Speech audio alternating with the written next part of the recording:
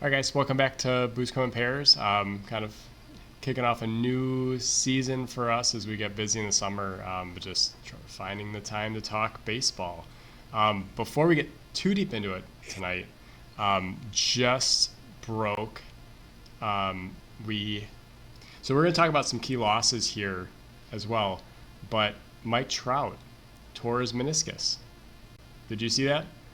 I did. So he is once again, they gave no timeline, but he is once again probably out for the year. He looked healthy.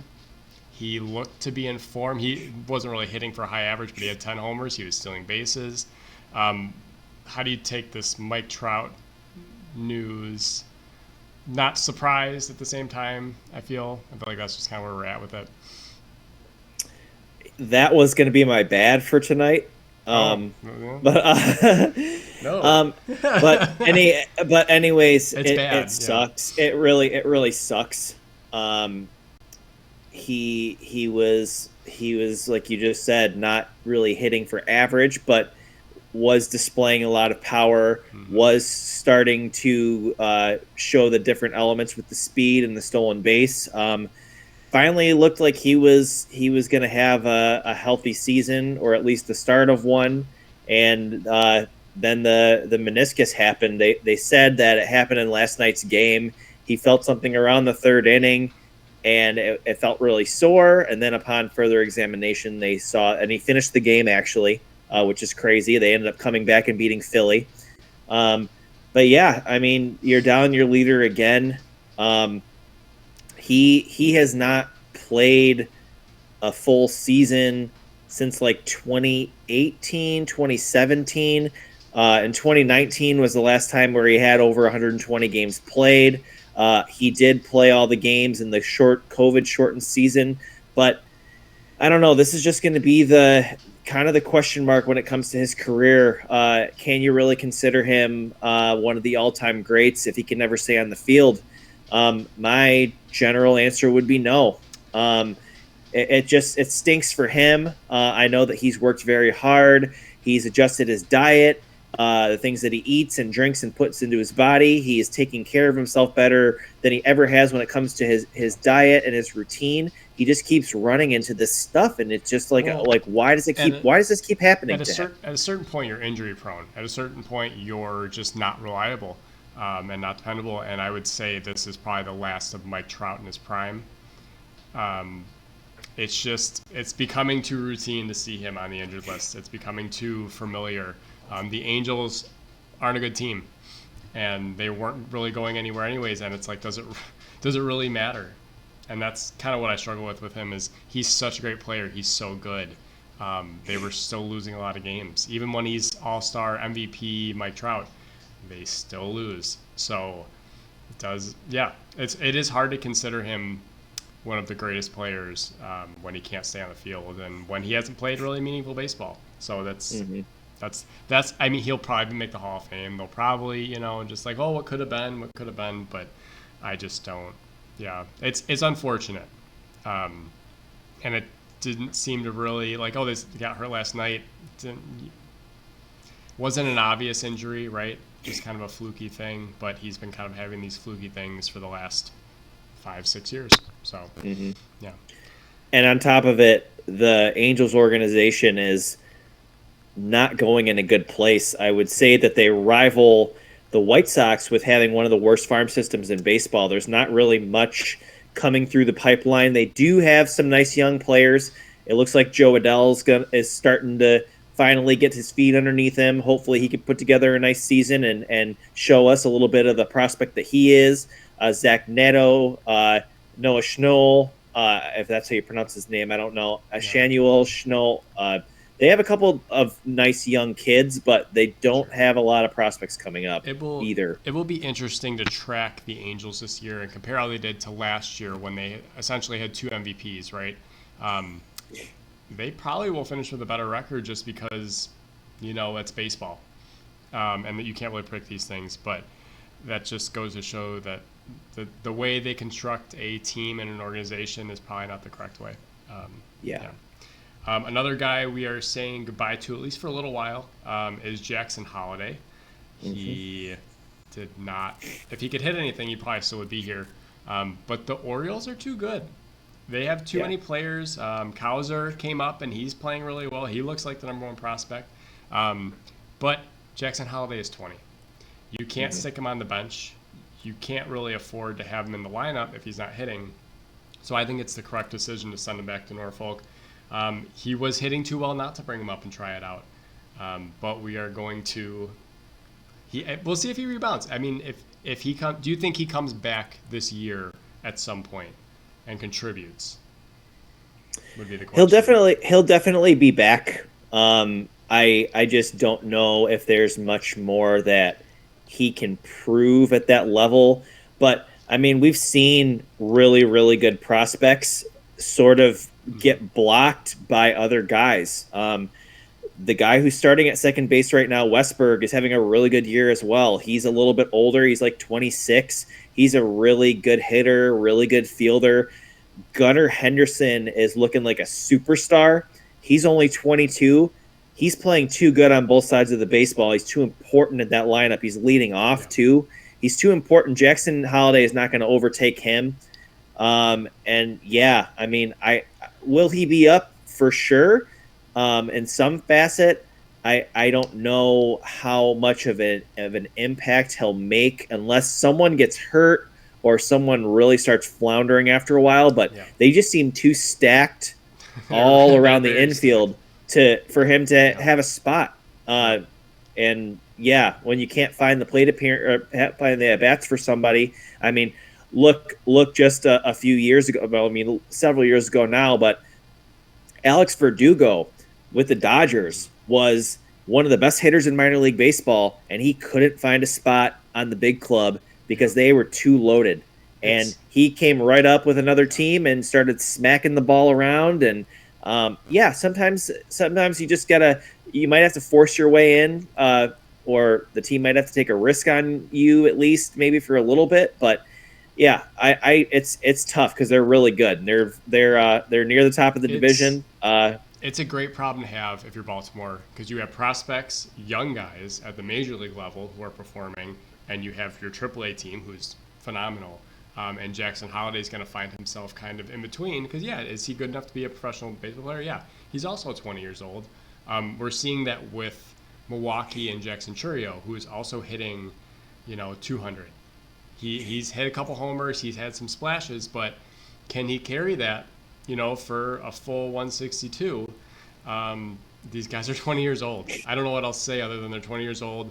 The strikeouts are going to happen, and when you start the way Jackson Holliday is, it's tough to keep him in the major league level, and that's just what you're seeing. Hopefully he'll go back, have a reset. But if Baltimore's winning games, don't mess with it. You got to establish your lineup. You got to establish the guys who are going to help you in October. And if Jackson Holliday is not ready to help you, keep him at AAA. I mean, you don't have to push him, right? Yeah, and what's funny is that already in this season, you've had 3 super prospects named Jackson Holliday, Jackson Churio, and Jackson Merrill over in San Diego. And I would argue that the runner-up of the 3 is Jackson Merrill, as good as he is, but he's had such a great start to his season for San Diego. He's placed some short, placed some outfield. He's hitting over 300 right now. It's just really exciting to watch these young guys come up and play and contribute, and that's going to be only a selling point for this game is all the exciting young talent. So again, hope for the best. Hope that Churio, regardless of who he plays for, I would love to see him do well. He seems like a really nice kid. He, as Nick described in our time with him when he was in Appleton, just a man amongst boys, carried himself differently despite being as young as he is. But I hope that he does well. I hope that Holiday comes back up and does well. Good, solid young players is good for our game, for this game that everybody loves so much. Yeah, and they're just so young, and sometimes it doesn't work out, and that's kind of just what we're seeing with some of these guys. And you can't afford to throw them on the bench. Another guy who got sent down, which was kind of a surprise. Well, not a surprise because he's been doing so bad, but a surprise more that they did it. Jose Abreu got optioned to AAA. Yeah. And he took the assignment.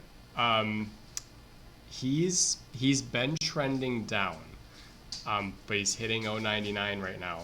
I think the Astros are just having a disastrous season to start. Mm-hmm. I think that's part of it. Do you think he finds his form, or do you think this is the end of Jose Abreu? It might be his end. The fact that he was willing to take the assignment shows that I think that he cares and that he likes where he's at. The Houston Astros have a first-class organization, and despite where they're at right now, they're not going to finish this way. They're going to keep continuing to get guys back. They just got Frammer back as well, so they're going to start winning games. They're going to start hitting. Whether Abreu is going to be part of that, we'll see. But I don't know. Just to me, it shows more about his character, that he's willing to take the assignment. He's acknowledging that he's not doing as well as he should be doing, given that he's a veteran in this league and a veteran on that team. But yeah, I mean, I've never really been a huge fan of him, but I can admire a guy who's humble and who puts in the work. Yeah, I think him taking the assignment is exactly that. So, all right. Well, so another thing we've seen with Major League Baseball last couple of days is they're kind of drawing back on the uniforms and Nike. Not often do you see them like backtrack and correct things and do the right thing. But this also leads into kind of the hot mess we've seen with the umpires the last couple of days, and maybe the hope that they correct that situation as well. Any thoughts on either of those two things? The phrase "the squeaky wheel gets the grease," that's exactly what this is. Yep. So, people, if you don't speak up about something in any situation, people are just going to think that what's happening and what's going on is okay. Right. When it comes to something as important as uniforms, something that you wear every day, something that you need to, I mean, we've been discussing this topic quite a bit because it's important. And it's been but a you very want hot it. Topic, yeah. It's been a hot topic.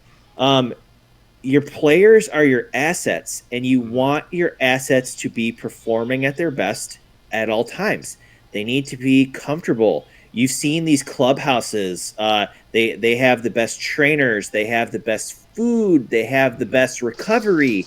They should have the best uniforms as well, and something they feel comfortable. If they need to spend 6 to 8 months of their life wearing this thing daily, it needs to be something that is taken seriously.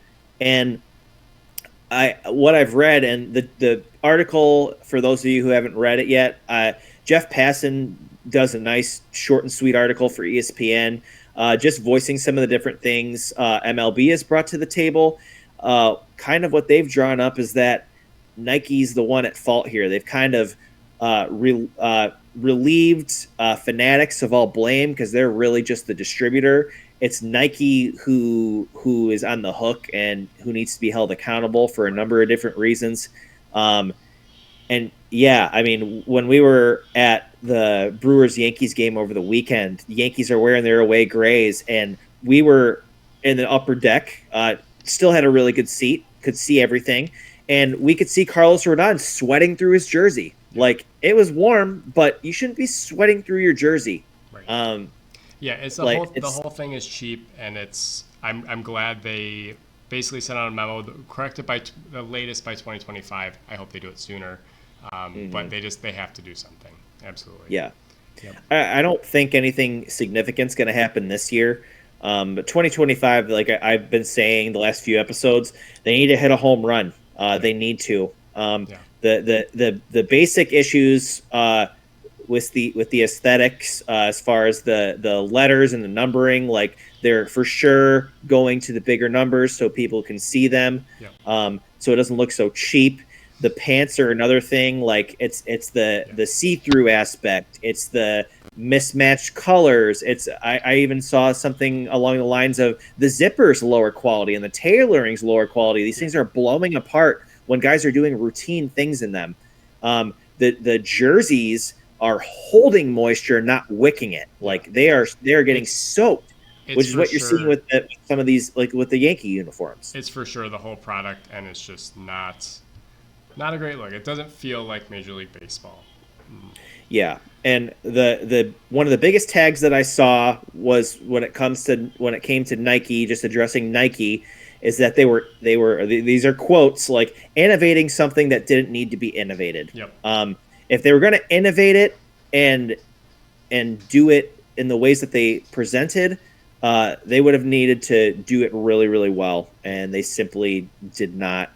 And they're going to pay for it. And jersey sales are not going to be, they're going to tank this year. No one's going to buy these things. So Nike's in the middle of a 10-year, $1 billion contract, and it's not off to a good start. Yeah, they got to get it right for sure.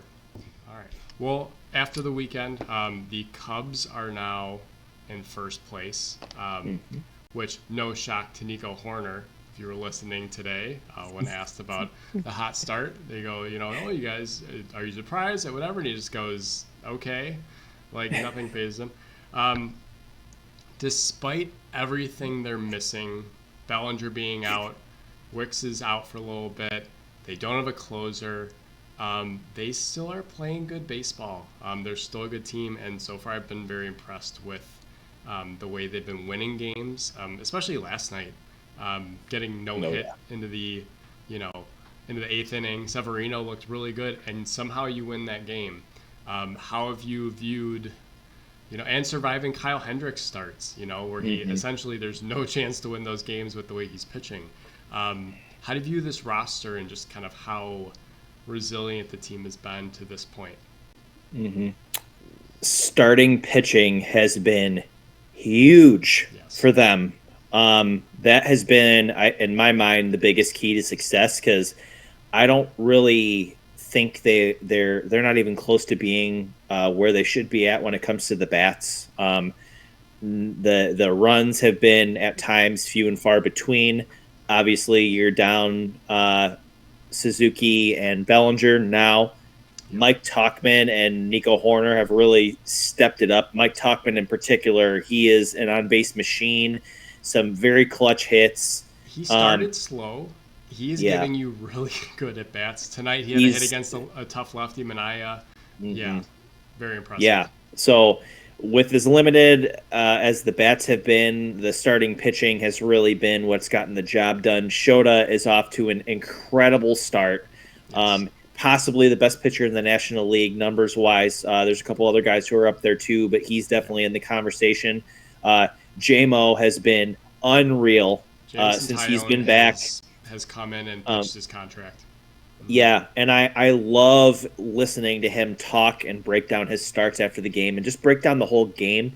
He's a really good conversation, high intelligence guy, humble guy, knows what he needs to do to get the job done, and he's doing a great job.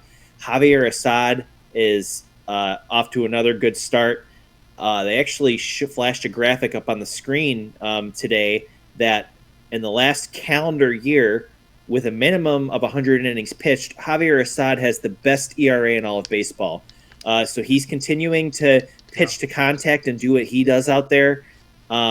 Those three in particular have just been absolutely stellar. And it sounds like Steele's going to have a rehab start tomorrow. He could be back after that start. So that'll be big, especially with Wicks maybe missing some time and Hendricks trying to figure it out in the minor leagues. I saw that he's going to be doing some adjustment with his mechanics. They're going to do whatever they can to get him right. Hendricks on the IL with a lower back. I'm pretty sure you have a lower back. I have a lower back. We all have a lower back. They were just trying to find a reason to kind of give him a break, I think, for sure. Yeah, but all things said, the starting pitching has been giving them a chance. I'm hoping that they figure out this bullpen situation. I think Neris is going to be the closer for the foreseeable future. He kind of had a little bit of a rough start last night, walked a couple guys. I was getting really frustrated sitting on the couch watching the game, but then he really calmed down, made some really nice pitches. He's been a high leverage guy his entire career, but yet they just need to get good outings from these relievers, and they need to start hitting. and backing up what the starting pitching's been doing, because they have been incredible. Yeah. Hector Neris, you can, well, again, Craig Counsell is going to pitch the guys he has. He has to, right? There's no one coming. There's no, like, you can call up guys from AAA that throw hard, but he has to pitch the bullpen that he has. So that's what he's doing. Hector Neris is flirting with disaster almost every night. He's putting guys on. He's just getting out of it right now, which is great. Mason Miller is dying to pitch for somebody else. I'm sure. The A's can't get rid of this guy fast enough.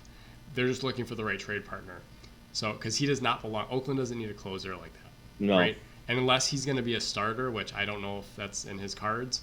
No. That 102 coming out, he's already had his Tommy John. He's ready to go. Someone is going to trade for Mason Miller, and it should be the Cubs. And honestly, the secondary guy, Ursig, throws 99 too. I don't know if it's just because he was getting the save opportunity yesterday, but there's some electric arms back there that the Cubs could certainly use, and definitely have the prospects to unload on Oakland for. Someone's going to do it. So you should be, again, you're going to wait, till probably June. But those are two guys right there that, could use it. And and I'm hoping and I'm expecting that they're still going to be in the running. So I know that's definitely going to be a thing that they're going to look into. I wouldn't be surprised if they tried to add another arm to the bats. I think they just need to work with what they have. I think they're really solid. They're really deep. They just need to start like gelling and hitting as a team. Yeah. But they're obviously Bush has gotten figured out a little bit. His outings against lefties have not been super great, but this is the first adjustment that he's having to make in the pros. So yeah. I'm expecting him to be fine. And then once you get Bellinger and Seiya back, those will be big pieces. Tauchman will continue to do what he does. Up the middle, I'm not worried about them. Hopefully Christopher continues to he had another hit tonight, had the big home run last night. But Madrigal made another nice play tonight too. So he's a really good fielder, and he's another piece. They're just a deep team, and Craig's going to play who he needs to. Wisdom, I'm done. I'm done, man. I'm done with it. So you understand why he's playing though. He's a major league player, but they're just so banged up. And that is also why Ian Happ is again, for the third night in a row, hitting 3. Hasn't had a hit in 4 nights, but what's keeping the 3? You know what I kind of hope, because he's also not playing Gold Glove defense right now. I hope Bellinger comes back and you slide Tauchman to left and slide Ian Happ to the Pine Pony. I just don't get it. I still don't get the Ian Happ thing. It's not Craig Counsell's fault, just like it wasn't David Ross's fault. You're playing the roster you have. You are severely injured right now. But you get Suzuki back and Bellinger back, Tauchman needs to play. He does. And the only guy who's not performing or that you don't have a ton of confidence in is Ian Happ. So yeah, we are coming full circle here. 26 episodes later, Ian Happ is still batting third and still not hitting. And not hitting from either side of the plate. He is not a good switch hitter. So pick a side of the plate. You're not managing either swing great right now. And you're playing defense. So there's opportunity there. Mike Tauchman gives you a great at-bat. There's ways to play this team. But guys like Patrick Wisdom, their time is coming out when, these guys come back and they're fully healthy. Maybe he'd be a good trade piece to Oakland. I don't know if anyone. I think they would want something from AAA, or I think Tennessee is a really good team. But if they would take Patrick Wisdom, I would offer it. I wouldn't be opposed. Are you willing to take? No, what about Hap to Oakland? Hap and Wisdom for Mason Miller. Okay, sign me up. Sign me up. There was also something that was like, would you trade? I think this was a couple weekends ago. I heard the entire White Sox Major League roster for the Iowa Cubs, and they're like, no. Just for the talent level, it's just like, no, none of them. I wouldn't take any of them. So with the Cubs ascending to first, obviously the Brewers are dropping down. We got a chance to view them this weekend. and we got a chance to view them get spanked. They also got hammered on Sunday too, and I know they were complaining about the Aaron Judge slide, but I'm sorry, Brewers, you lost by 10 runs, so it does not really matter if you. Oh, it changes momentum. The Yankees' bats were hot. Rizzo has 4 homers in the last 3 days. Judge found it over the weekend. I mean, when that Yankees lineup is clicking, that's more of the takeaway I got from going to see the Brewers, other than that they're coming down to earth. Bryce Strang's batting average has dropped 50 points in the last 3 days. These guys are starting to become, everything in baseball ebbs and flows, right? Your numbers are probably going to be your numbers. Dansby started hot last year. He's hitting 350 in April. He dropped down to 240. Things just average out, right? Well, the Brewers are starting to level out. Their bullpen's starting to give up runs. Their starters aren't going deep into games. What was your takeaway from that game, other than the Yankees just stomping on them? The Yankees are really good. They have really good bats. Rodon looked excellent. They just have a lot of power, and Juan Soto really didn't have to do much in that game. He still got a hit and scored a couple runs, but Verdugo hits a freaking laser right away. Judge hit a laser. Stanton, Rizzo. I mean, that guy a couple seats down from us bet us $20 that Rizzo wouldn't hit a home run, and then he hits a home run the next pitch. They are just they're scary. Their offense is scary for sure. Their pitching, they have some okay starters, but I think mostly they have the second lowest team ERA in baseball, but most of that is bullpen related. They have a really good bullpen. But the thing that I gathered more than anything is that Yankee fans travel really well. I looked at the attendance for that game, 41,640. It wasn't so there was almost 40. I think it was the Tumblers. It might have been. No, but there were tons of Yankee fans there, and there was almost 42,000. That stadium was almost full. It was a fun baseball environment to be in. It was a good first game for us for sure. But I mean, more than anything, the Yankees' offense is very good, and it's gonna be tough for any team to shut them down. If Giancarlo Stanton can hit at all, that makes them even better. Or even if he can just hit homers, they're going to have that many more RBIs. I think Verdugo changing over from Red Sox to Yankees has helped him out. Change of scenery, shaving the beard, all those things has kind of lit a fire under him. It was. I think this is one of the things that Major League Baseball has gotten incredibly right, is changing up the schedule and giving teams because this is year 2 now of every team plays everybody. This is probably not the first time the Brewers have been in Milwaukee, but first time in a while. And when you give everybody a chance to see everybody at least every 2 years, that's such a win for baseball. Yeah, you get Yankee fans that travel, but I'm sure there's Yankee fans everywhere. It gives them a chance to see their team. It sells out ballparks. Saturdays in Milwaukee, you're going to get a good crowd, but it was crappy weather. It wasn't really a good tailgate day, and they sold out, and it was a cool atmosphere. Other than the fact that it was a 15-3 baseball game, it was for fun, sure fun to be in a packed stadium, and the Yankees have a huge impact on that, as do the Cubs, as do the Red Sox. But when you get to expose other teams to them, I think it's cool. I think it's the second time I've seen the Yankees, but it's fun anytime you get a team like that with that big of an impact. I'm glad we decided to go. This will be my. That was my first game of 3 games that I'll be going to in the next 3 weeks. I'll be at Wrigley this weekend when they play the Cubs, which will be a blast. And then the week after that, I will be in Charleston, South Carolina, and I'll get to see the Nationals and Rays single A affiliates play against each other in Charleston. So that'll be a lot of fun too. But super cool to get some different atmospheres. Wrigley is going to be hopping, which will be another great environment to be in. And I'm excited to get to my first minor league game this year too. So it'll be a lot of fun.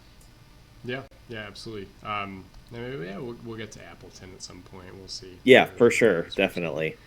All right. Well, good and bad. You kind of said you're bad already. Is that still, you can elaborate more on why that's your bad?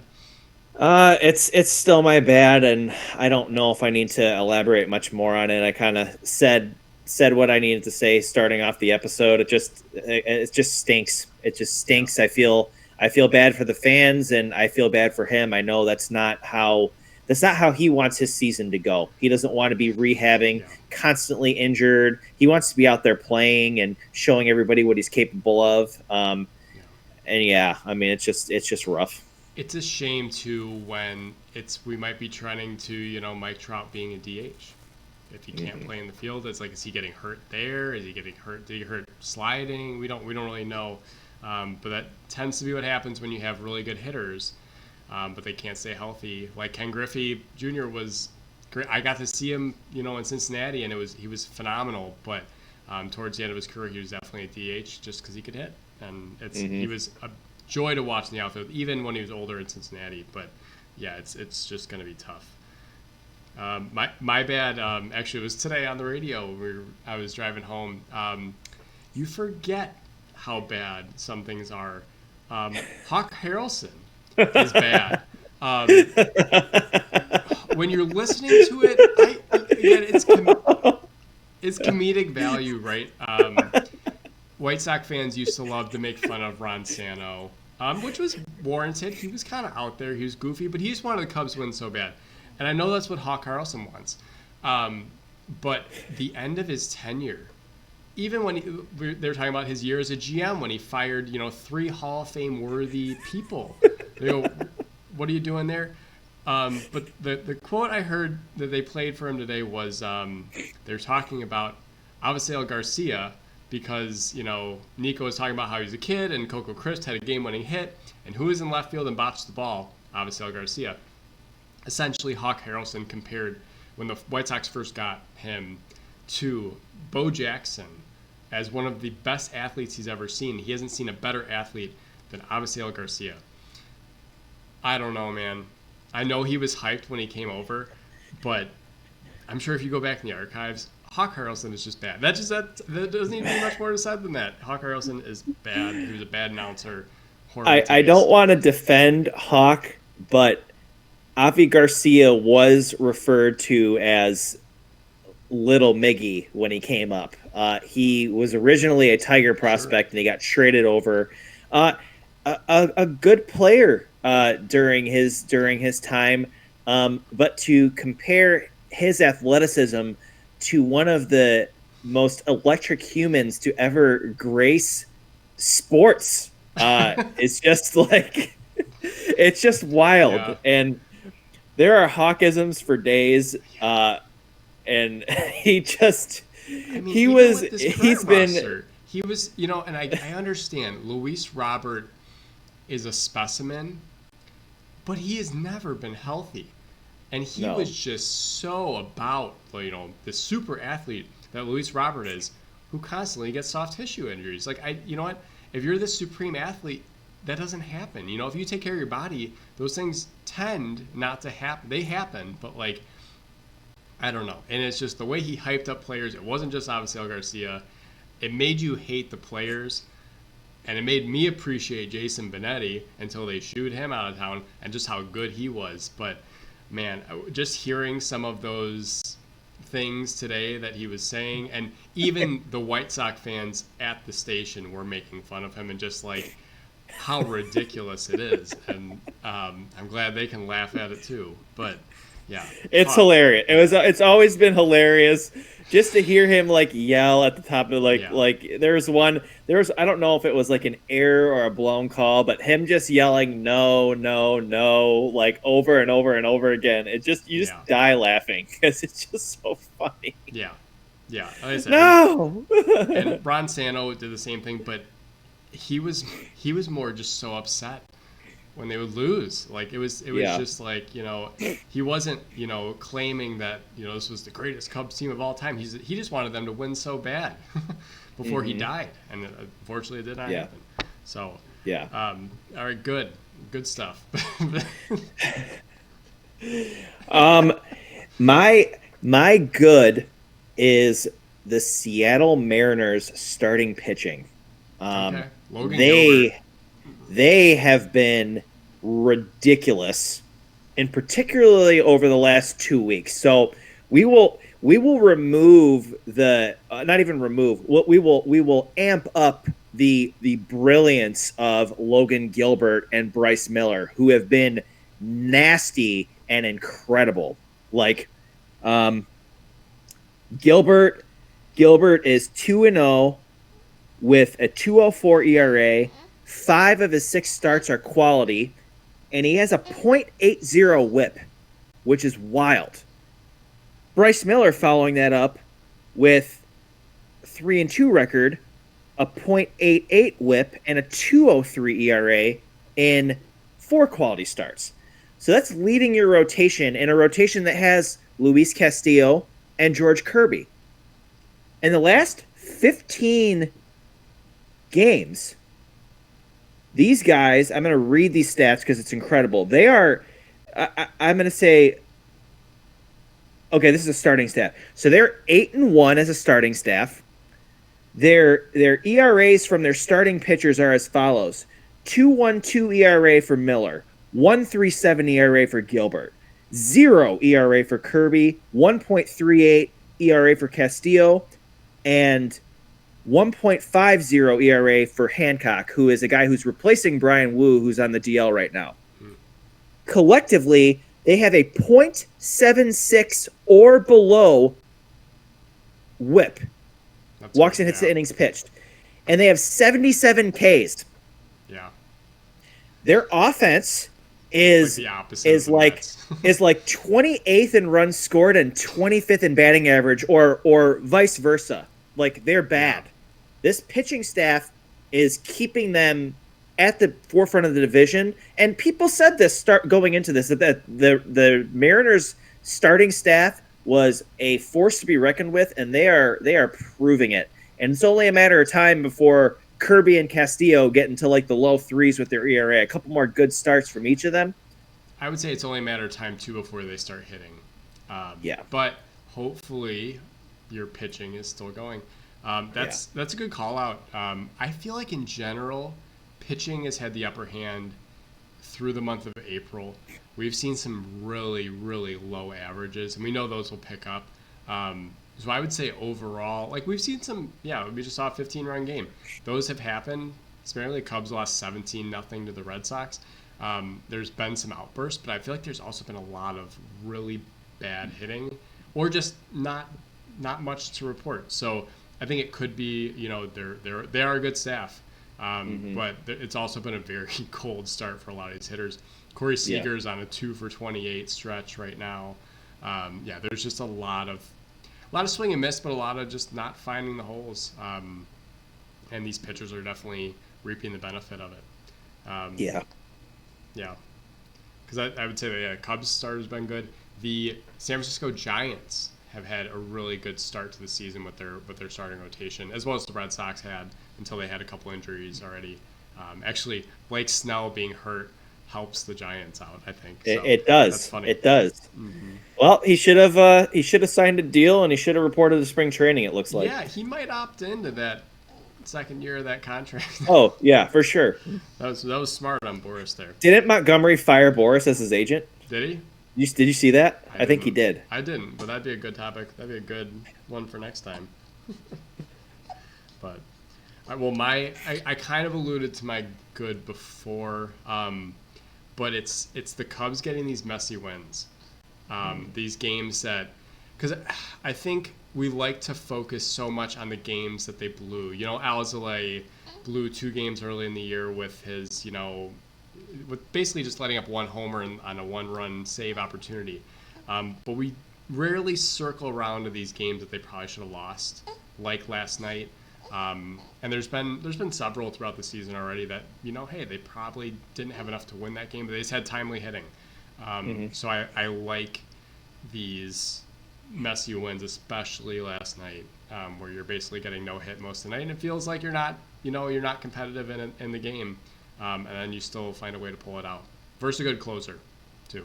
Yeah, an elite closer, and Severino pitched great, but it says just as much about JMO, where he could just keep plowing through despite not getting the support. he only threw like 78 pitches in like 7 in the third innings. So when your hitting is giving you nothing and the opposing starters just dominating your hitters, it just takes a special case for your pitcher to be able to pony up and like, all right, well, I'm going to go toe for toe to this guy and give everything I have. So he kept him in that game. But yeah, Morel's been really cold, but coming up with that hit was huge. A few games ago, Pete Crow Armstrong with the big 2-run blast as well to get a win, his first career MLB hit. That was a messy win too. So yeah, I mean, you gotta get dirty in this game, and there are going to be games where you don't feel like you have a chance. You feel like you have no business in the game based on what the starting pitcher or the opposing defense is doing to you. But when you can grit one out, I mean, that's what it takes to win at the highest level. Well, it speaks to your team when pitchers are not frustrated with the offense, right? So like, okay, they're going to hit at some point. I just got to hang in there, right? It speaks to your offense when they're like, hey, we're not clicking, but it just takes one hit, just takes one batter, takes a walk. We got to get somebody on, right? That team dynamic, it's the opposite of what they were talking about with the Marlins, where they're taking, 9 different at-bats, right? So I think that's just so positive because then everybody is ready. Everyone wants the ball. Everyone wants the opportunity. Absolutely. Yeah. And again, we're entering May tomorrow. Weather's going to start to heat up. Hopefully the bats start to heat up for a lot of different teams. And yeah, just looking forward to some games. The bats heat up, but also the ERAs at Wrigley Field tend to heat up too because more runs are scored. More balls are flying out in the summer months. So I like the start that like Shota's had. He's going to let up some runs. He's a fly ball pitcher. There's going to be a day at Wrigley, and I'm not jinxing him. It's going to happen when you're a fly ball pitcher and the wind's blowing out. He'll probably get roughed up a little bit. But that's kind of where you hedge your, okay, later in the fall when it gets colder, that's where the areas drop again. So you just kind of ride the waves. But the Cubs got to be ready and hopefully healthy by the time, June, July rolls around. I don't know how long Bellinger's out, but you can't really rush the ribs. They said that he is already attacking his rehab pretty aggressively. He's already doing some baseball activities, so he's closer than Seiya is actually. Okay. They said they don't want to overextend Bellinger, but he's probably going to be able to get through his rehab without a minor league assignment, whereas Seiya will probably need an assignment. There were some conflicting things that I saw. They're like, oh, Seiya's not even close. Well, it's not that he's not close. They just want to make sure that he's right. Yeah. He's doing things, but they want him to continue to get his strength back and get loose and all that stuff. He probably will need an assignment, but yeah, they need him at his best. So however long it takes. In the meantime, talk daddy, talk dirty to me. Give me all the talk things. I'll take it.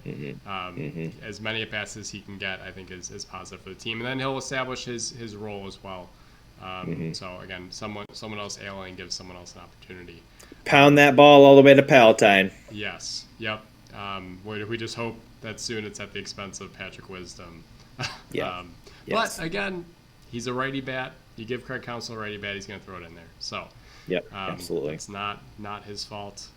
And again, I still haven't really seen a manager lost yet. So nope. You can say, bullpen, whatever, but he's pitching who he has. So correct. Yep. All right. Well, agreed. Until next time, I'm sure, hopefully not more injuries. I'm kind of tired of reporting injuries or talking about injuries. So hopefully we kind of settle in. Guys are figuring it out. And we just are talking about good stuff and hopefully some more Cubs wins. Absolutely. Excited. Well, yep. Until then, boots come in pairs. Take it easy. Peace, y'all.